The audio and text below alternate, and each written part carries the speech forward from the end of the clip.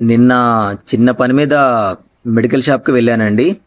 కొంచెం హెల్త్ సరిగా బాగాలేదు నాది. టాబ్లెట్స్ తీసుకోవడానికి వెళ్తే అక్కడికి ఒక అమ్మాయి వచ్చింది శానిటరీ ప్యాడ్ తీసుకోవడానికి. ఎస్, క్లియర్గా చెప్తున్నా. అయితే అక్కడ ఉన్న కొంతమంది మగ వెధవలు ఆ అమ్మాయి శానిటరీ ప్యాడ్ అడగగానే మెడికల్ షాప్లో ఉన్న వ్యక్తిని వీళ్ళు వెకిలి చేష్టలు నవ్వుతున్నారు. సరే, అక్కడ ఏం ఇష్యూ అయితే జరగలేదు, నవ్వుతున్నారు. అంటే అందులో అంత పెద్ద తప్పేముందో నాకు అర్థం కాలేదండి.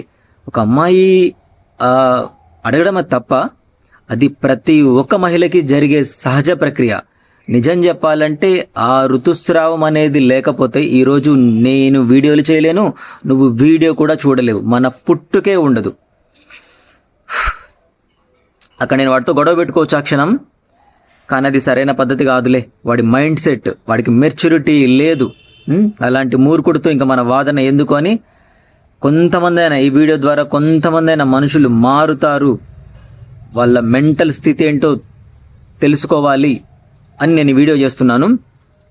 పూర్వకాలంలో ఎలా అంటే ఈ ఋతుస్రావం పీరియడ్స్ ఎలా అంటే వాళ్ళకు వచ్చినప్పుడు వాళ్ళని ఎక్కడికి రానివ్వకపోయేది, ఫంక్షన్స్కి కానీ టెంపుల్స్ కానీ. దాని అర్థం ఏంటంటే వాళ్ళు ఏదో తప్పు చేశారని కాదు, వాళ్ళు ఏదో మహిళ పడ్డారని కాదు.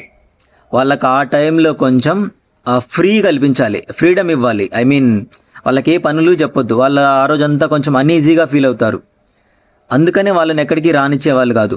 అయినా అది ఆ ప్యాడ్ అడిగినంత మాత్రాన అందులో ఏం తప్పుందో నాకైతే అర్థం అవ్వలేదండి అసలుకి. ఇది ప్రతి ఒక్కరి మహిళ జీవితంలో సహజ ప్రక్రియ.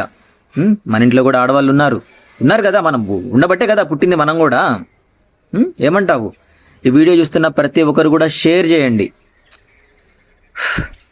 కొంచెం అప్పుడప్పుడు ఇలాంటి సంఘటనలు చూస్తే కొంచెం బాధ అనిపిస్తుంది మనసుకి, ఒక ఇన్ఫ్లుయెన్సర్గా. సరే, ఎనీవే, థ్యాంక్ యూ. జాగ్రత్త.